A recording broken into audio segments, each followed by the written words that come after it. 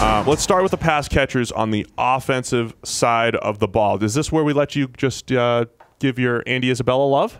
We can. Is it time? If we want. I mean, I thought we were going to do that later. I thought I had a speech prepared. We'll save it for later? No, we don't have to save it for later, but he's... Let's start it now, and then we'll circle back later. Through 2 days, we have him at a 100% win rate on his routes. So he's won every route. However... I mean, that's only 9 routes. This is why we're talking about small sample sizes. 9 routes from the slot.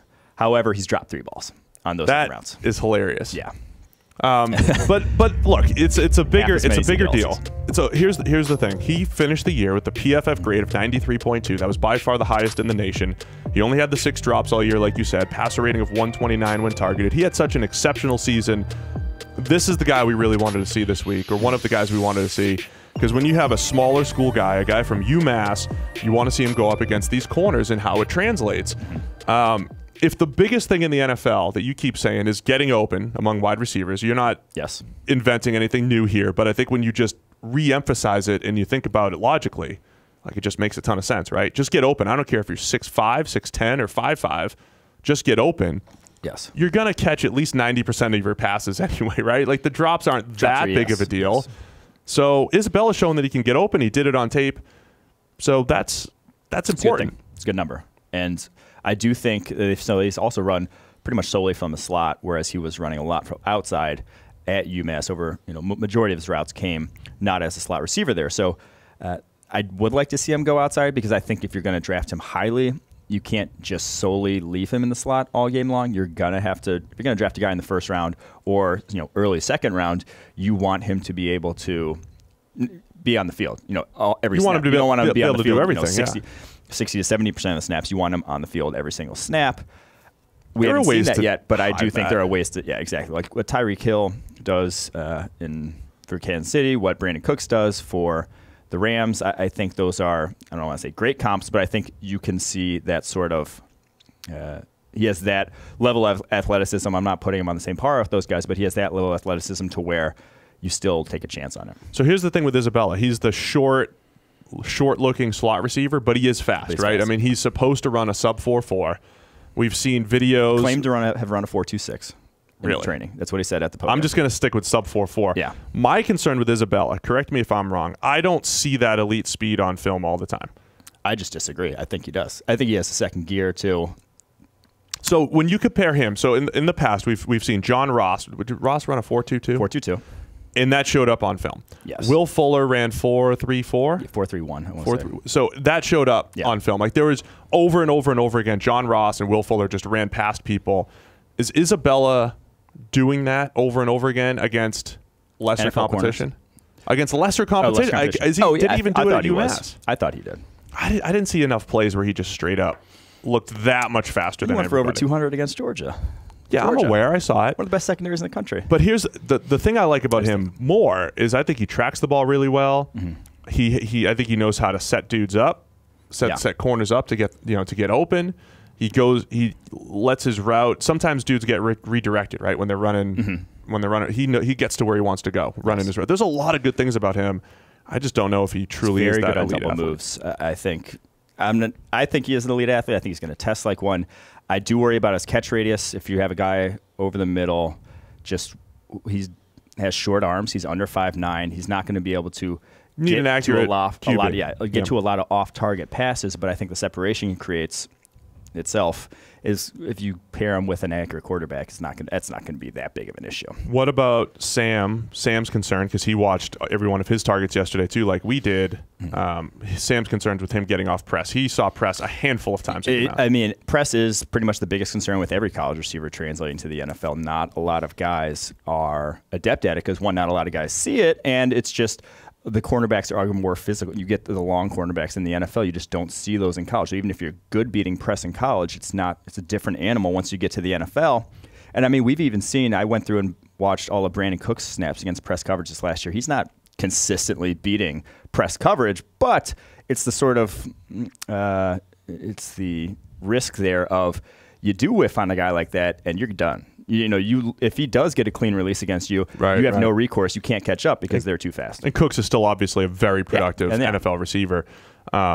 this goes back to like the whole scouting thought of don't focus on the negatives too much, and believe in what he can do. And he did not play wide receiver in high school. He didn't play until late in his freshman year at UMass. So he's somewhat newer to the Interesting.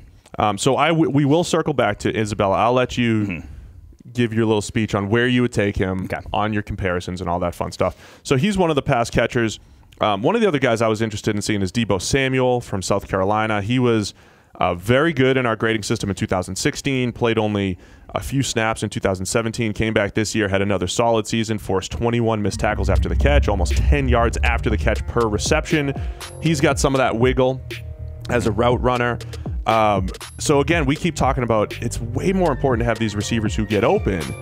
And guys like Isabella and Deebo are competing against these big monster receivers who have a lot more hype in this draft class, but are these the more valuable players for this draft class right now? I'll be honest, I had not seen a lot of Samuel heading into this, but I really liked what I saw in terms of his releases at the line of scrimmage. A lot of shake in his routes, and I think you trust that more than I trust the big guys at the next level. Like you mentioned, I think I'll take my chance on the guy who has that innate elusiveness. 21 broken tackles this year on only, 62 catches? Yeah, That's right. about the best rate in the nation in terms of breaking tackles after the catch. I'll take my chances on a guy like that rather than a big guy who's sunning all these 5'10" college corners. I'll take my chance with a guy who can already beat press coverage because he's has that sort of shake in his routes. Anyone else that's standing out as far as pass catchers go? Or Penny Hart was good also. Georgia State kid. People talked a lot about him versus Isabella because they're the two slot guys there. Yeah. He has a lot of shake in his routes. But this was kind of the interesting thing. He hasn't dropped a ball all week long, yet he was the one who's over each full season of his career has had over a 10% drop rate, which is in the concerning territory. That's a lot more of an three indicator. Straight seasons, or not three straight because he missed one of the years in there, but 3 of his full seasons in college he had bad drop rates. So that's when it gets concerning. And then Anthony Johnson from Buffalo, the other guy, I wanted to keep an eye on it. The big receivers we're talking J.J. Arcega-Whiteside from Stanford. We're talking N'Keal Harry. We're talking both Ole Miss guys, A.J. Brown, D.K. Metcalf. These big receivers who were, you wonder about how well they separate. I think Anthony Johnson at 6'2 plus is kind of in that discussion, at least. I think he runs routes pretty well for a big guy. Plus, he knows how to use his body and shield and all that stuff. He's having an okay week so far. He got missed a lot there at Buffalo. What's that? He got missed a lot as well at Buffalo. Oh, we did, with Tyree thrown to him. But I think he can. He's got that combination of pretty good route running plus the body control type of thing. Has not had the same win rates as the guy we mentioned, or the guys we've mentioned so far. He's the lowest of them. Again, it sounds so obvious, but just get open as far as receivers. And I think the NFL gets this more and more, and it goes with the opposites for cornerbacks. Like you just want a cornerback who can cover well. You don't need to have this 6'1", 6'2" prototype. And we saw we saw DJ Moore go in the first round last year as a receiver. We saw Denzel Ward, Jair Alexander. We see smaller receivers and corners going in the first round. Calvin Ridley as well is not. Calvin Ridley, right. Means, we want guys that get open, and we want guys that can cover the guys that can get open. I mean, that's the NFL passing game. So you want to move to O-line? Let's move to O-line because running backs, I'll say this. Let's discuss the running backs quick. There's just so little to glean from the Senior Bowl running backs. Someone had a good week. That honestly means nothing. One, because they've put more on tape. Running backs put more on tape than basically any other position in college football. They are getting the ball 300. They've probably gotten the ball 500 plus times at this point in their career.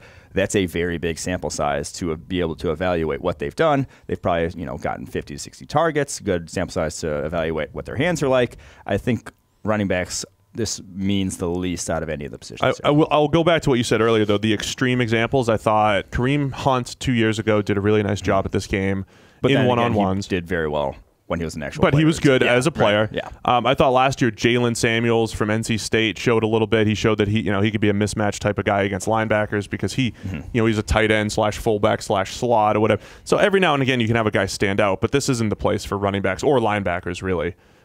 To show a whole lot. So I was going to say both those guys, you saw that already. You saw it. They're both that's true. Sort of threat. So. Just confirmation bias. All right, let's get to the offensive line.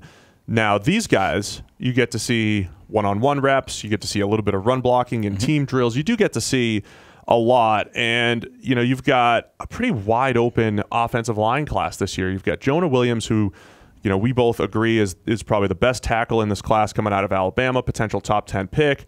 After that, I don't think there's a consensus as to who the next tackle off the board is. And I don't think there's a first-round guard or center that everybody's like, hey, this is the guy. Am I missing? Is there somebody that – there's no Quentin Nelson in this class? I don't think it's a bad class, though, by any means. I think there's a lot of talent to be had in the second, third rounds.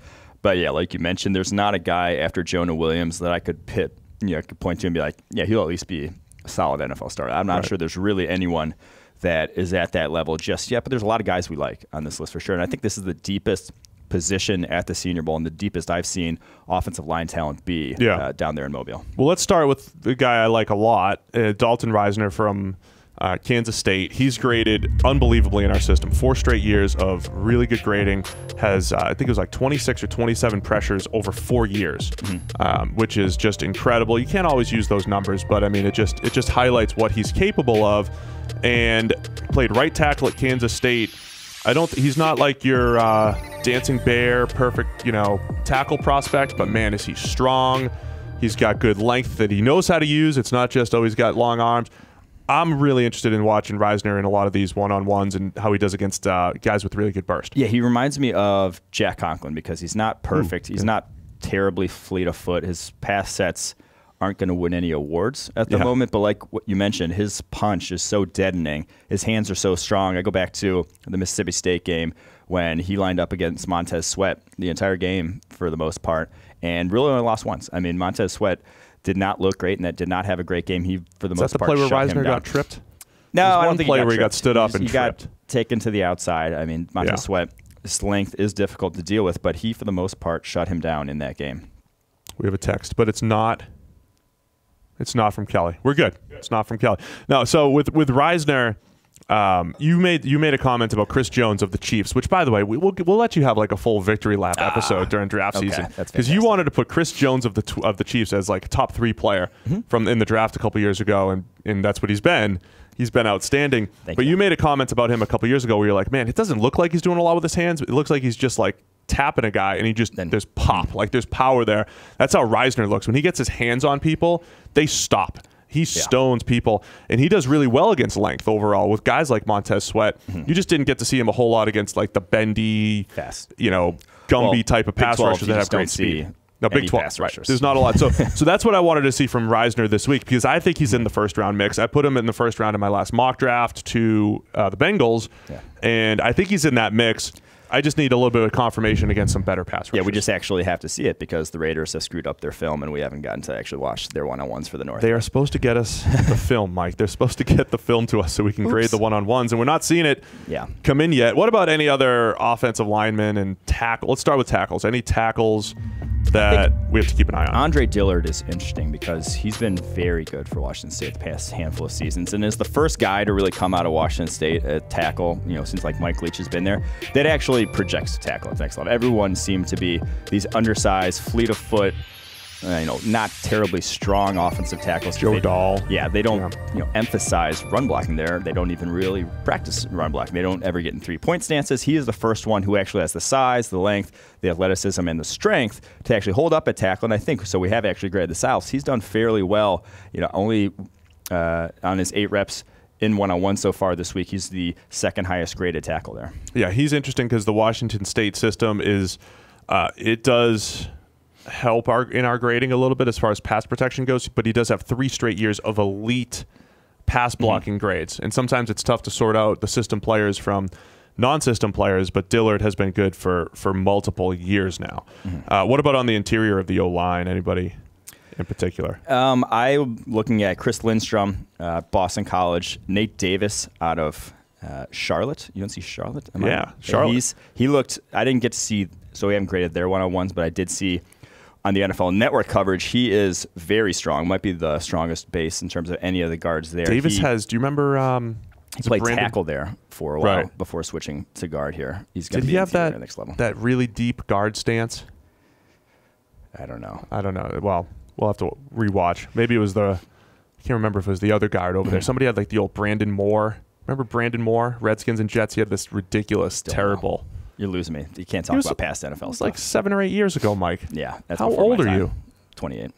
Wow. All right. So it's before your time. All right. And then the 2 Wisconsin guards, Michael Dieter and Bo Benchwall. Ben Shaw, yeah. I think both have sort of NFL traits. Both have very big hands. Dieter, 11 1/8 hands, which is, I think it's bigger than yours, Steve. I mean, they're enormous. I think what was DeForest Buckner? He was like 12 1/4 or something. I think he was 11, I thought, DeForest. Just 11 flat. I think I'm up in DeForest territory. The other somewhat interesting name was Max Sharping from Northern Illinois, another guy who graded really well for us, kind of a longer or tall tackle there. But like when you watch him and Reisner side by side, he just doesn't have that same type of strength and just domination in his hands. He lost some reps against Iowa against some good pass rushers. So that's where when guys put up really good grades at, say, the MAC, this is a big week for them, and I really wanted to see him in some of the one-on-ones as well. One last name to throw out, the guy who has the highest win percentage on the South team so far, Titus Howard, Alabama State. We obviously don't have any data on him because we only grade the FBS, but won 8 of his 10 reps on the offensive line. That's a good percentage for offensive linemen, and I think a handful of those came against Montez Sweat. The Elon kid, too, had a couple good reps in there against one of our guys that has disappointed. Don't say it. Anything else offensively that people need to keep an eye out for? We're just trying to give you guys, if you're looking for receivers, if you're looking for linemen, if you're looking for, whatever you're looking for, we're just trying to give you guys some names. I'll just add, I do think the offensive line class very deep down in Mobile. Watch those one-on-ones if you can on NFL Network. They're insightful, I'll say.